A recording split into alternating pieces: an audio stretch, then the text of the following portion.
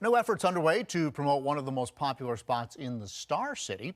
Downtown Roanoke, Inc. has started an online video series where they'll be showcasing people who live in the area with some of their favorite things. In the first video, a local person talks about the many diverse restaurants, the library being some of his favorite places to visit downtown. All of this came from a conversation the organizer had with her child.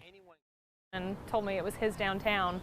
Kind of got my gears turning, and knowing that people interact with our downtown differently, and there's different things that everybody loves about downtown and maybe some things that people would love about downtown but don't know, so it seemed like a fun way to try to spread the message. If you want to watch the videos, you can click on the link on this story at our website at WSLS.com. And Lindsay, I think there's a lot of people who don't know that Roanoke's here. If they looked at that, they might say, wow, what a cool place to live. It's a great idea. Yeah. I love that a child kind of sparked that idea, too. Yes, me too.